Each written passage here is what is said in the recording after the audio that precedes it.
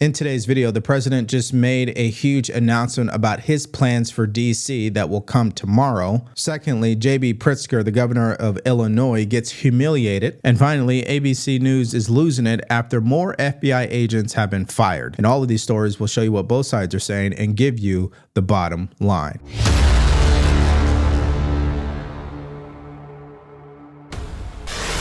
President Trump teasing a major announcement tomorrow where he says he'll address violent crime here in the nation's capital. This is the White House is stepping up federal law enforcement in D.C.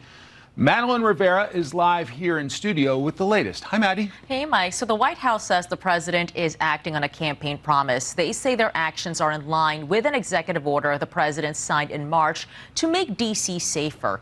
The president saying in part on Truth Social, the homeless have to move out immediately. We will give you places to stay, but far from the Capitol. The criminals, you don't have to move out. We're going to put you in jail where you belong.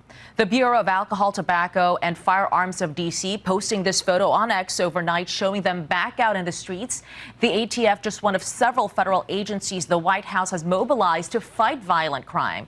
U.S. Park Police, the DEA, and FBI are just some of those involved in this effort, too. Okay, let's circle back on what the president wrote on Truth Social, because I actually find it entertaining, and it continues to piss off people on the left, so that's even better, right?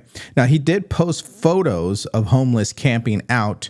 As you could see, this is nothing new when it comes to cities in America. This is a normal experience when you're driving through, okay? Now, when we're talking about the capital, D.C., you wouldn't expect this, as we know. Now, he did go on to say something that they didn't mention here. The homeless, they have to move out immediately. We will give you places to stay, but far from the Capitol. The criminals, you don't have to move out. We're going to put you in jail where you belong. It's all going to happen very fast, just like the border. We went from millions pouring in to zero in the last few months. This will be easier. Be prepared. There will be no Mr. Nice Guy. We want our Capitol back. Thank you for your attention to this matter. So, of course, he means business. But I guess the real question is, what does the mayor of D.C. have to say? Well, here she was on MSNBC earlier today saying everything's fine. We have spent over the last 2 years driving down violent crime in this city, driving it down to a 30-year low, in fact. Over the past year, and thank you for showing, we have decreased violent crime by 26%. The year before that by 35%. It is true that we had a terrible spike in crime in 2023, but this is not 2023. This is 2025. And we've done that by working with the community, working with the police, working with our prosecutors, and in fact, working with the federal government. All right. So, of course, what I decided to do was go on to the D.C. Police Department's website where they do publish the numbers. And you can clearly see that there are certain crimes that are definitely still high and other crimes that have dropped. Listen, I don't care whether it's a little bit out of control, it's completely out of control, the crime is still elevated. Use whatever terms you want. We shouldn't be seeing homeless on the streets. We shouldn't see a dirty city, and we definitely should not be hearing or seeing individuals walking out of an embassy or a night bar or walking down the street getting shot up while the person screams "Free Palestine." Okay, I mean, we can find multiple crimes that have been committed that are just a little outrageous for that area. Now, if you look at here at the bottom of the screen, it says 20-year homicide trend. This is one area where the mayor left out. Okay, so in 2024, you have 187. Now, 2023, as she stated, that was a high year for that area. No question about it. But 2024 is still higher than 2015, then 2016, then 2017, then 2018, 2019. You guys catching my drift? So it's easy for these leaders to be like, yeah, our crime is going down. Compared to what exactly? Now, here's a disturbing clip from a congressman himself who makes it more about the fact that President Trump, in their eyes, is a convicted felon and laughs off the crime in D.C. Look, we're going to protect the home rule of Washington, D.C., but I do agree that there is a serious criminal in Washington, D.C., and his name is Donald Trump. So. I mean, he is a convicted felon. I mean, I'm sorry, you just took my breath away with that. Go ahead. Just speaking the truth. Yeah. But when you think about you going to work, the members of Congress going to work, and you represent the constituents here in New York, obviously, but then also the people in D.C., you see them and you're around them all the time. What does it do to a city when the president wants to throw more federal law enforcement officials to basically have the world look at it? In a city where crime is down 26% this year already. Yeah. But he could care less about law enforcement. Yeah. Like, his goal is to create a mass deportation industrial complex that, quote, defends his culture. I'm not sure, he's not referring to my culture. Yeah. He's referring to his own culture.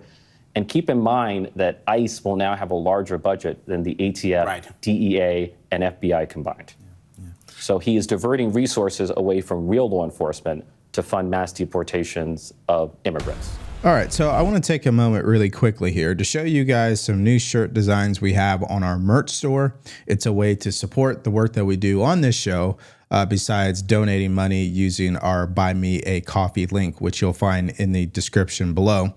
Two newer designs here. We got something that really is a play on words that I find to be funny, the Home Depot, and also Trump has great jeans. I think you guys will find both of these shirts entertaining. And finally, if you have been getting value from our show, definitely please like, share, and subscribe. Isn't it fascinating that we have a Democrat congressman who's now concerned with the resources and funding for law enforcement, right? Because it's President Trump. And the fact that the one big beautiful bill pluses up the funding for Border Patrol and ICE agents, he's losing his mind. These are the same people who represent the idea that the police should be defunded. And in some cities around this country, that's what happened. So I'm not going to really give any credibility to that.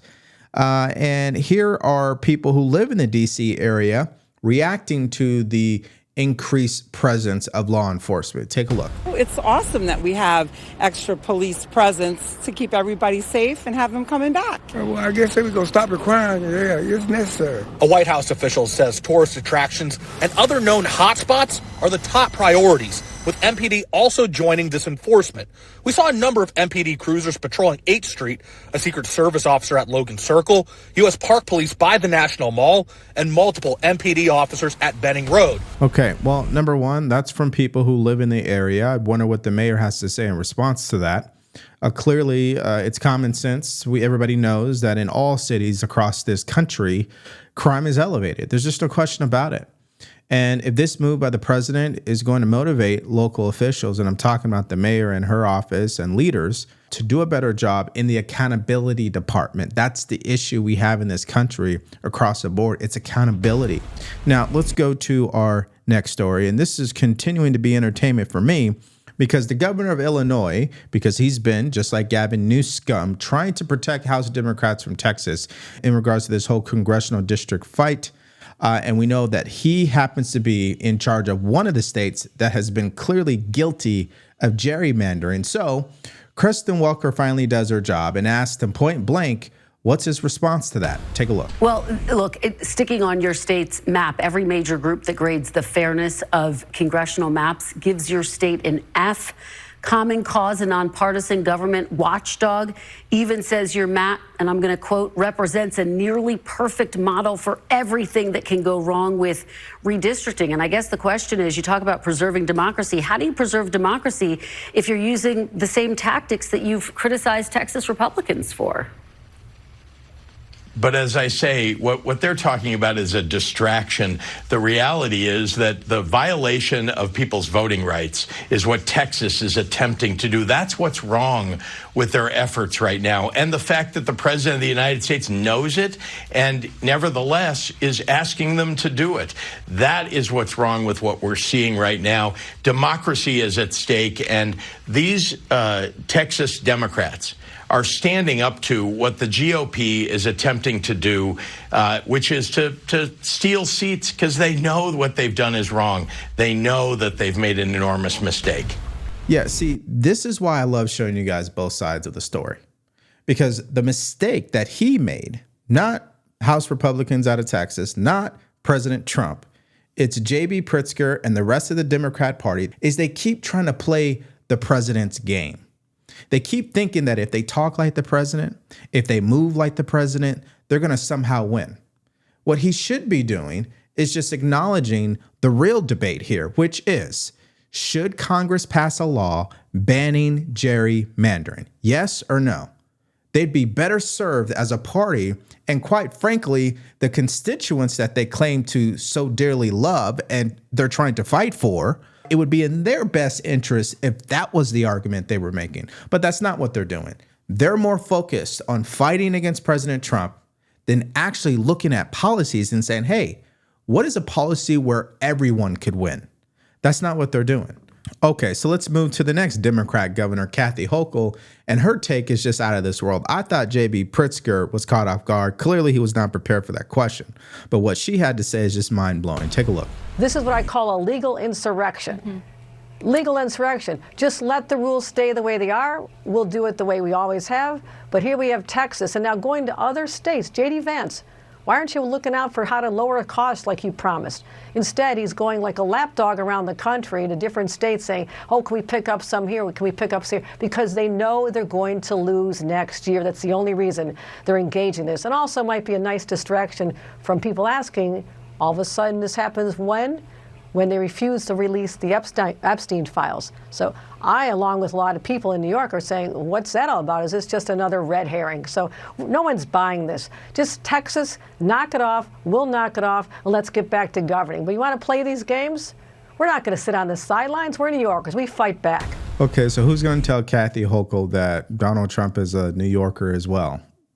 I mean, again, they think they're going to play the president's game and win. They won't. Okay, that's number one. Number two, lady, you never cared about Epstein files. So now you want everybody to believe that you and your constituents are all concerned? Stop it. Okay. And three, I think it's clear that Democrats are obsessed with the word insurrection. Now, she's calling it a legal insurrection, but the point is still the same. Okay, I got one more delusional take for you, and then we'll move to what people on the right are saying. This is Beto, who tried to run for governor of Texas and failed miserably.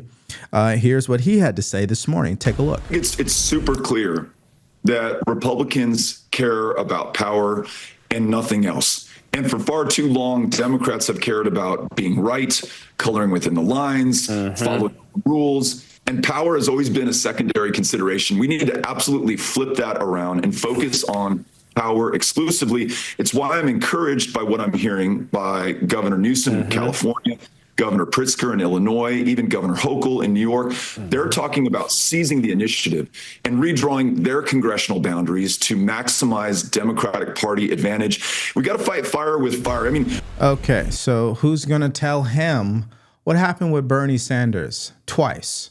If you guys want to talk about power, what happened with Kamala Harris? What happened with Dean Phillips? In every single crucial point in the Democrats' party history since Donald Trump has come onto the scene, they have chosen power over what their own voters had wanted. They wanted Bernie Sanders twice. They didn't get it. They also wanted a secure border. They didn't get it. They also wanted low grocery prices and low inflation. They didn't get it. They also wanted you to stop obsessing over President Trump and start tailoring to their needs. They definitely didn't get it. And they also wanted a primary last year, and they didn't get it. And we see how that worked out. So when he comes out and he says, Republicans only care about power, just keep it real, man. Both of you guys care about power. Okay, let's just be honest about it. Okay. All right. So that's enough with the delusional takes. I'm sure you're probably fed up with it by now. Let's hear from the governor himself out of Texas and what he had to say earlier this morning. Take a look. If we engage in this war of making sure that each state is going to draw their lines the way that the Democrat states have, Republicans are going to be able to pick up maybe as many as 25 seats. And then I'll add on top of that, with each passing census, it's the red states that are getting the population, the blue states that are losing population. We know mathematically that New York and California, they lost seats this last census. They're going to be losing more seats in the coming censuses because people are fleeing the leftist ideology of New York, of California, of Illinois, and they're coming to free states like Texas and Florida and Tennessee and others. All right, so a simple Google search would tell you that California, Illinois, Michigan, New York, Ohio, Pennsylvania, West Virginia are all states who lost at least one congressional seat due to the 2020 census. Now, maybe that's why Democrats are so hard pressed on allowing illegal aliens to count not only in the census, in their population numbers, but even in elections. Now, the only thing I have to say about this entire situation is if you're going to cry so loudly about what Texas is doing, just make the right argument about it, okay? The argument is not Texas is cheating, the president is cheating. The only argument, if you're looking for credibility, is that gerrymandering should be banned by Congress. And the people have been the loudest. My question for them is this: when's the last time you put forth a piece of legislation addressing this issue? I guarantee you're not going to find it. Now, here's David Brooks from the New York Times making that exact point.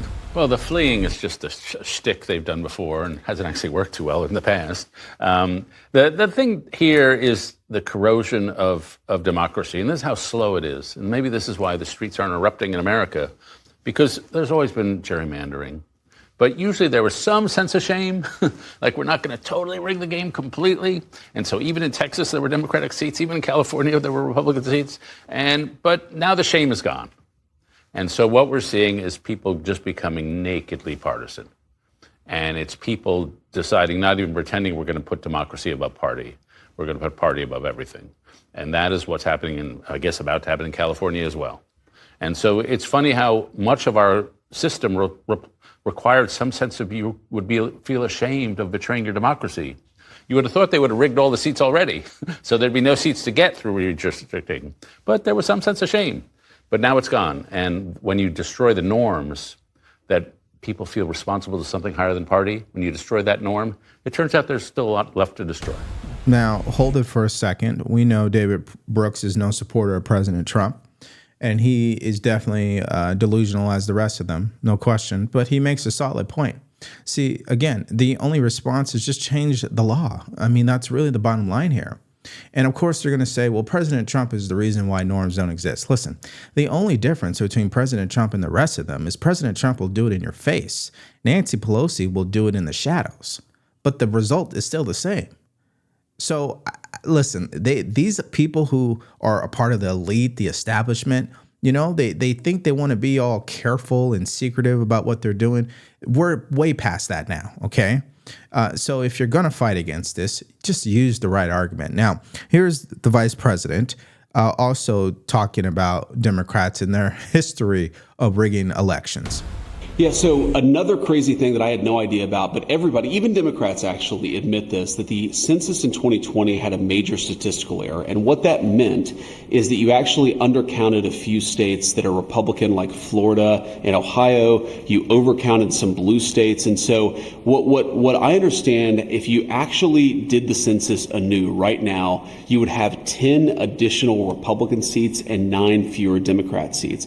And really what we're living with, Maria, is the consequence of 40 years of institutional control in the Democratic Party. These guys have fought very dirty for a very long time, and they haven't just won elections and enacted laws that we may not agree with. They have tried to rig the game for Democrats and against Republicans. And thankfully, under President Trump's leadership, you finally see some spine. You finally see some backbone in the Republican Party to fight back against these very aggressive Democratic dirty tricks. But the only way for us to do it is to actually go and do the hard work to reset the scales a little bit. What we want to do is redo the census, but importantly, we want to redistrict some of these red states, and we want to make the congressional apportionment fair in this country. Again, you cannot do it unless Republicans actually take some very decisive action in the months to come. We think they will, and we're obviously supporting them every step of the way. Now, Maria goes on to ask the vice president as a follow-up, are you worried that Democrats will just do the same thing? And his response, which made sense to me,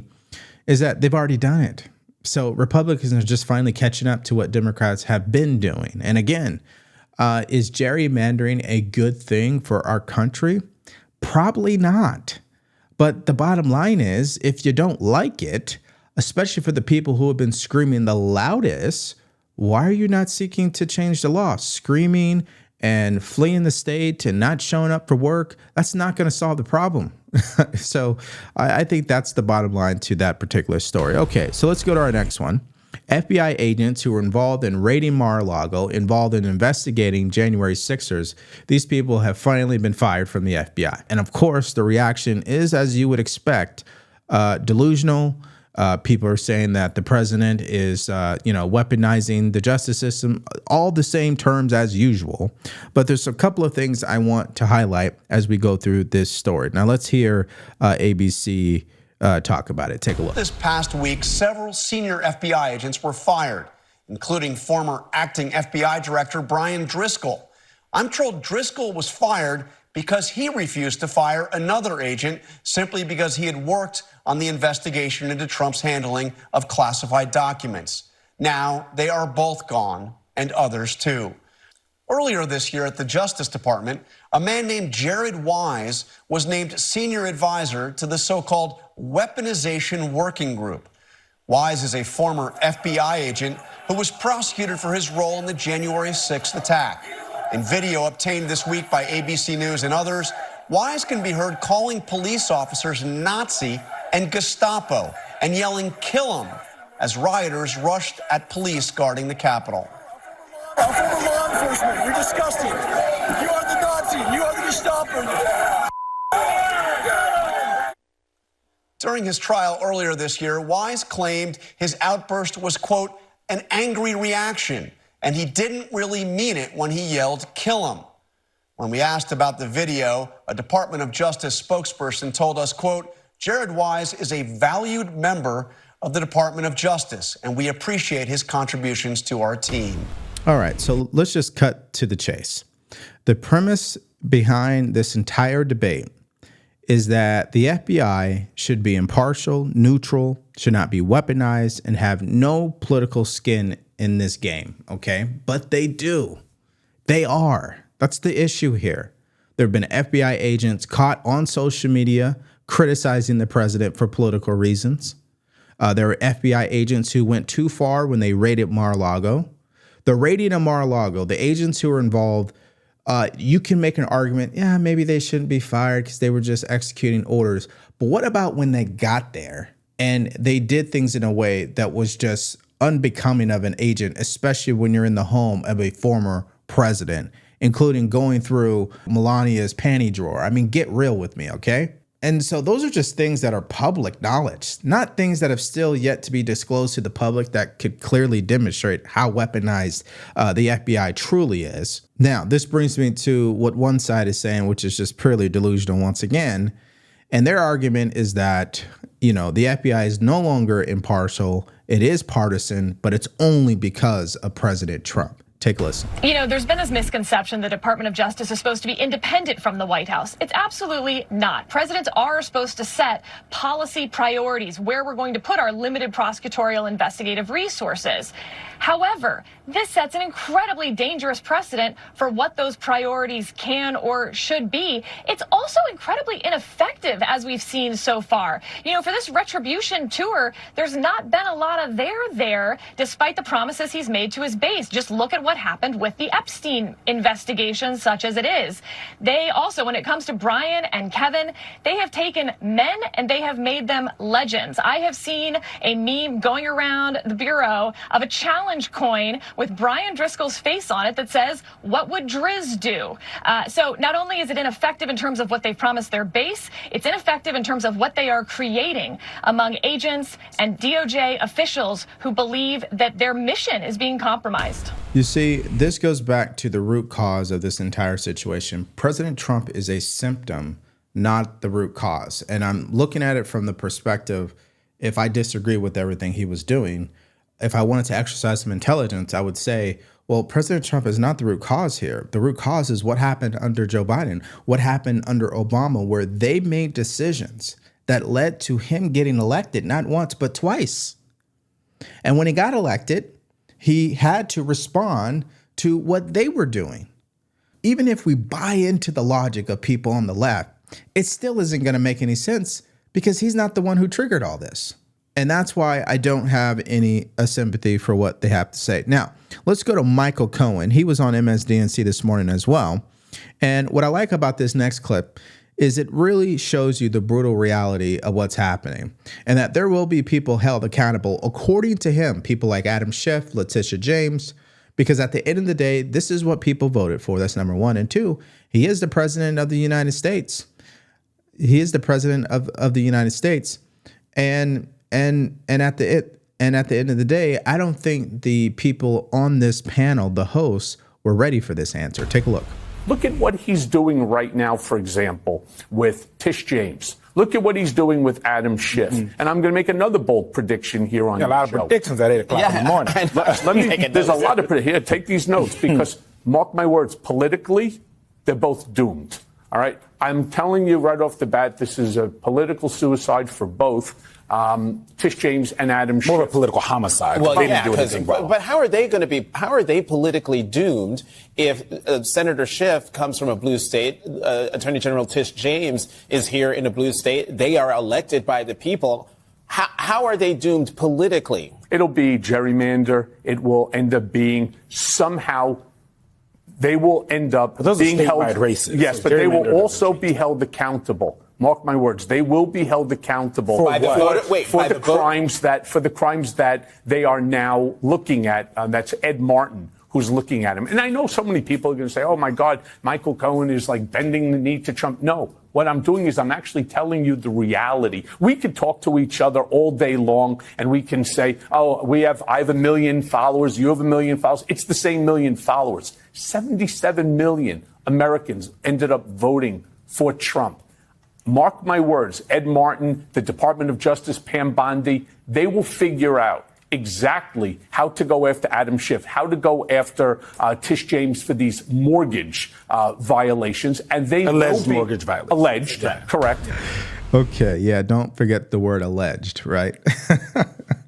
Okay, so we know Michael Cohen, he's definitely Trump deranged at this point, given their history. But he makes a solid point, and he's actually detailing out loud what happened to him and technically what happened to President Trump.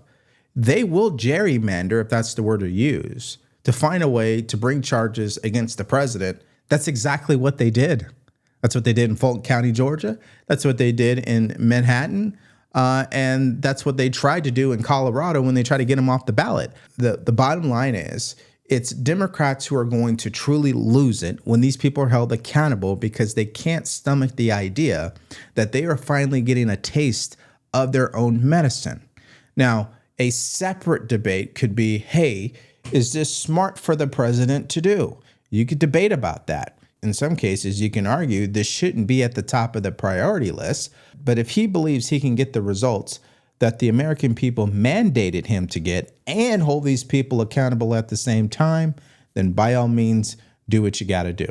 So this brings me to the end of this video, where I want to hear from you guys in the comments section. First, what do you make of these FBI agents being fired finally in regards to their role in the Mar-a-Lago raid and the January 6th cases that clearly were a weaponization of government? Then what do you make of Governor J.B. Pritzker and Kathy Hochul both making a fool of themselves as they try to respond to what Texas is doing? They continue to make the wrong argument, in my opinion. And finally, what's your take on the crime in D.C. and what the mayor had to say? She says everything's fine. We don't need the federal government's help. Let me know your thoughts about all of these stories in the comment section below. Now, in our next video, it's about another Democrat governor, Gavin Newsom, who's been hit with a new lawsuit from Texas. And also, the mainstream media is rooting for the president to fail when it comes to his meeting with Putin this week. If you missed out on both those stories and more from yesterday, all you have to do is click on it, because it's coming up right now.